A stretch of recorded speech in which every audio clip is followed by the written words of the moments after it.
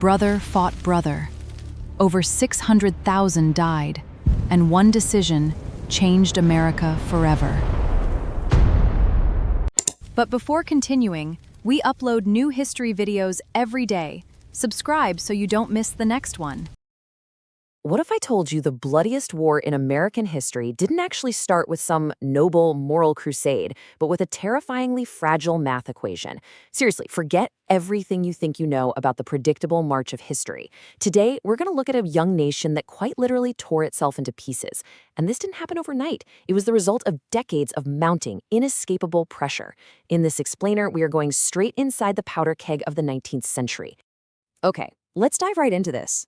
The year is 1819. On paper, the United States looked like this picture of perfect harmony, but behind the scenes, it was entirely held together by a deadly math problem, keeping 11 equal to 11. That's 11 free states and 11 slave states. Equal representation, equal influence. It was basically a perfectly balanced seesaw. But here's the thing. You absolutely cannot keep a seesaw balanced when you're violently throwing massive new weights onto either side of it. Section 1, the deadly math problem. You see, Manifest Destiny wasn't just this majestic, romantic exploration of the West.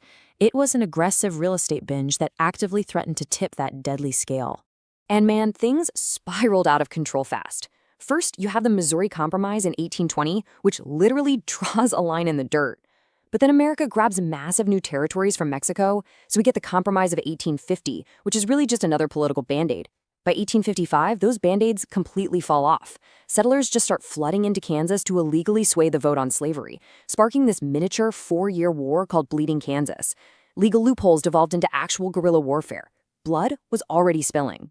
The real reason they couldn't just agree was that these were two entirely incompatible economic machines.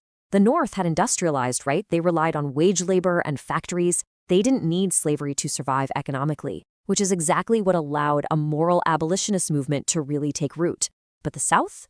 They hadn't industrialized at all. Their entire economy, their personal finances, their whole way of life was utterly dependent on the brutal reality of plantation slave labor. Peaceful reconciliation was literally an economic impossibility. Section 2, the pressure cooker explodes. So what was the catalyst? It was the 1860 election of a Northern Republican named Abraham Lincoln, which essentially prompted 11 Southern states to just pack up and abandon the Union entirely.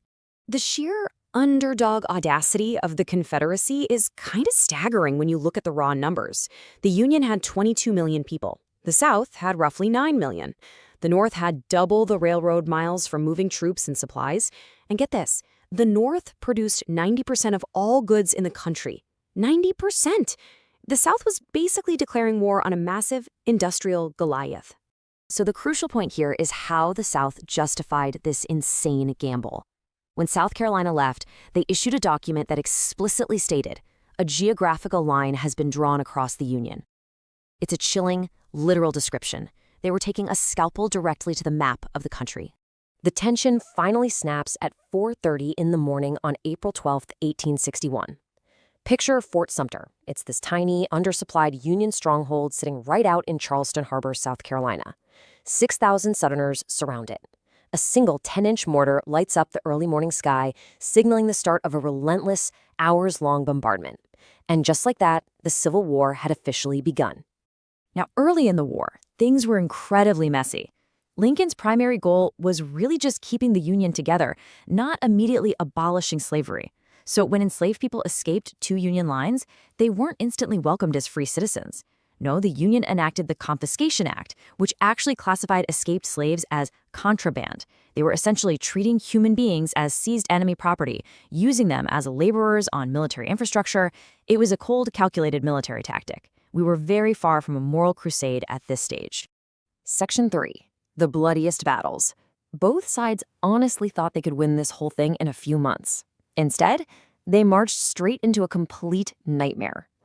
This number is an absolute punch to the gut. 13,000. That is the number of Union casualties, killed, wounded, or missing, at the Battle of Shiloh alone, with the Confederates losing over 10,000 of their own. Men who had scarcely ever even seen a battle were thrown directly into a bloodbath. Up to that day, it was the deadliest battle in U.S. history. And the terrifying part? it was only the beginning. What followed was just a brutal, chaotic back and forth across the continent. Hundreds of thousands of men were fed into this literal meat grinder. You had Union disasters at Bull Run, the completely bloody single-day horror of Antietam, massive Confederate tactical wins at Chancellorsville, and of course the unfathomable carnage of Gettysburg, where over 50,000 men were killed, wounded, or missing in just 3 days. But hey, even in victory, the South suffered crippling blows.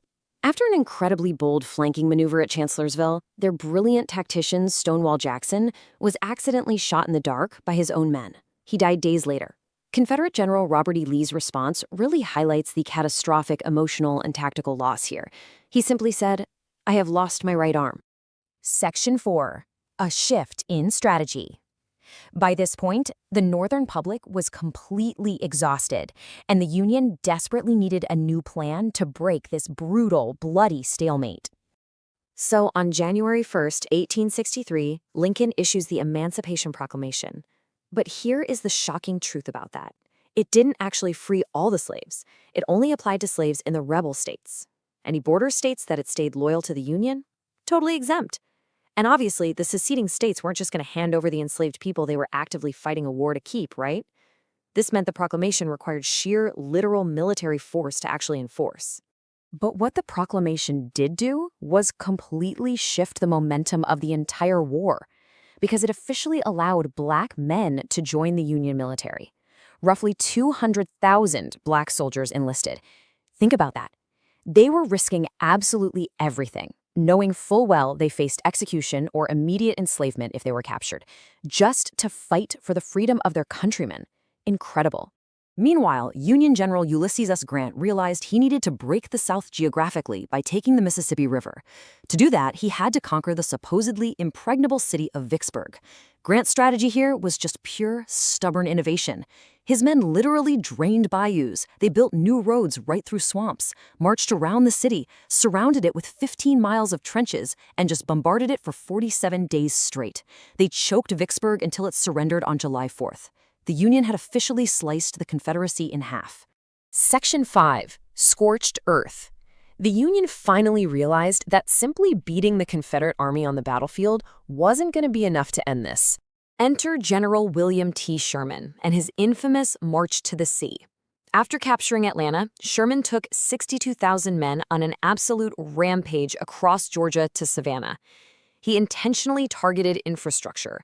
They burned farms, they ripped up railroads, and they actively destroyed the breadbasket of the Confederacy. It was a terrifying, relentless campaign of total devastation. And the crazy thing is, Sherman was completely unapologetic about this scorched earth tactic. Reflecting on the destruction of cities like Columbia, he later said, "I never shed any tears over the event because I believe that it hastened what we all fought for, the end of the war." And honestly, that is the terrifying logic of total warfare. Break the infrastructure, break the spirit, end the war. Section 6. The staggering final toll. The resistance finally collapses, but the price of restoring this union was almost unfathomable. $6.7 billion. That was the staggering financial cost of the war at the time, which completely, utterly devastated the Southern economy. But honestly, the money absolutely pales in comparison to the blood. The human cost of this conflict is just devastating to look at. 365,000 Union soldiers dead, 290,000 Confederate soldiers dead, 80,000 enslaved people lost, 50,000 civilians killed.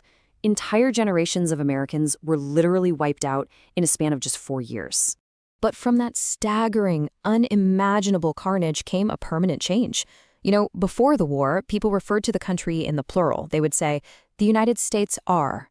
After the war, the grammar itself shifted. It became "the United States is," a plural unit forged by fire and blood into a singular, unified nation. So the big takeaway here really leaves us with a question. If the cost of true unity is this incredibly high, how do we ensure a pressure cooker like this never ever explodes again?